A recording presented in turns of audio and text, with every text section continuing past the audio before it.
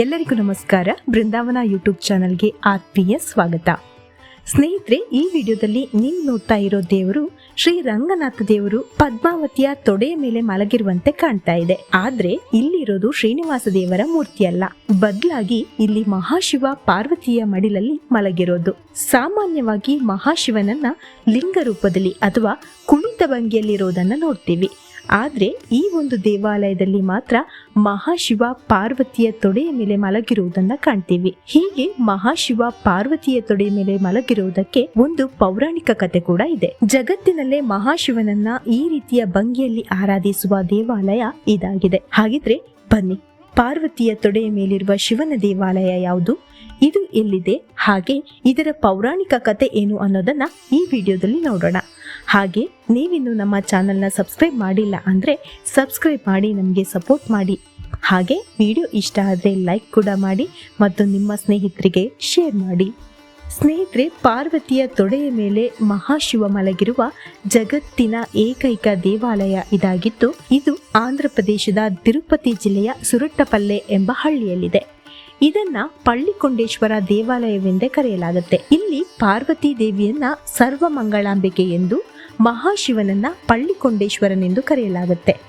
ಇನ್ನು ಮಹಾಶಿವ ಪಾರ್ವತಿಯ ತೊಡೆಯ ಮೇಲೆ ಮಲಗಿರೋದಕ್ಕೆ ನಮಗೊಂದು ಪೌರಾಣಿಕ ಕಥೆ ಸಿಗುತ್ತೆ. ಅದರಂತೆ ಸಮುದ್ರ ಮಥನ ಸಮಯದಲ್ಲಿ ಸಾಗರದಿಂದ ಬಂದ ವಿಷವನ್ನ ಮಹಾಶಿವ ಸೇವಿಸ್ತಾನೆ.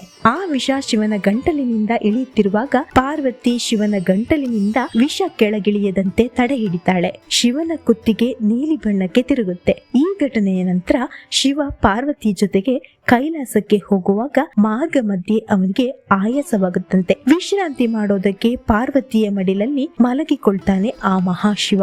ಹೀಗೆ ಪಾರ್ವತಿಯ ಮಡಿಲಲ್ಲಿ ವಿಶ್ರಾಂತಿ ಪಡೆದ ಸ್ಥಳ ಇಂದಿನ ಆಂಧ್ರ ಪ್ರದೇಶದ ಸುರಟ್ಟಪಳ್ಳಿ. ಇಲ್ಲಿ ಸಮುದ್ರ ಮಥನದ ಸಮಯದಲ್ಲಿ ಹಾಲಾಹಲ ಕುಡಿದ ಶಿವನ ಯೋಗಕ್ಷೇಮ ನೋಡೋಕೆ ದೇವಾನುದೇವತೆಗಳು ಬಂದು ಮಹಾದೇವನು ಎಚ್ಚರವಾಗುವುದನ್ನ ಕಾಯ್ತಾ ನಿಂತಿದ್ರಂತೆ. ಹಾಗಾಗಿ ಇಲ್ಲಿ ಎಲ್ಲಾ ದೇವಾನುದೇವತೆಗಳು ಒಂದೇ ಸ್ಥಳದಲ್ಲಿ ಸೇರಿದಂತಹ ಪುಣ್ಯ ನೆಲ ಇದಾಗಿದೆ. ಈ ಸ್ಥಳದಲ್ಲೇ ಇಂದಿನ ಪವಿತ್ರವಾದ ಪಳ್ಳಿಕೊಂಡೇಶ್ವರ ದೇವಾಲಯ ನಿರ್ಮಾಣ ಮಾಡಲಾಗಿರೋದು. ಈ ದೇವಾಲಯವನ್ನ ವಿಜಯನಗರದ ರಾಜ ಹರಿಹರ ಬುಕ್ಕರಾಯ ನಿರ್ಮಿಸಿದ ಎಂದು ಹೇಳಲಾಗುತ್ತೆ. 1833ರಲ್ಲಿ ಕಾಳಹಸ್ತಿ ರಾಜಕುಮಾರಿಯಿಂದ ದೇವಾಲಯವನ್ನ ನವೀಕರಿಸಲಾಗಿದೆ ಎಂದು ಹೇಳೋ ಶಾಸನ ಕೂಡ ನೋಡೋಕೆ ಸಿಗುತ್ತೆ. ಅಲ್ಲಿರುವ ಕೆಲವೊಂದು ಕುರುಹುಗಳ ಪ್ರಕಾರ ರಾಮನ ಮಕ್ಕಳಾದ ಲವಕುಶರ ಹೆಜ್ಜೆಯ ಗುರುತುಗಳು ಎಂದು ಹೇಳಲಾಗುತ್ತೆ. ಇಂತಹ ಒಂದು ಅದ್ಭುತವಾದಂತಹ ದೇವಾಲಯ ಆಂಧ್ರ ಪ್ರದೇಶದ ಸುರಟ್ಟಪಳ್ಳಿಯಲ್ಲಿದೆ. ಇಲ್ಲಿ ಮಹಾಶಿವ ಪಾರ್ವತಿಯ ತೊಡೆಯ ಮೇಲೆ ಮಲಗಿರೋದನ್ನ ನೋಡೋದಕ್ಕೆ ಎರಡು ಕಣ್ಣು ಸಾಲದು. ಇಂತಹ ಒಂದು ಅದ್ಭುತ ಸುಂದರವಾದಂತಹ ದೇವಾಲಯದಲ್ಲಿ ಮಹಾಶಿವನನ್ನ ಕಣ್ತುಂಬಿಕೊಂಡು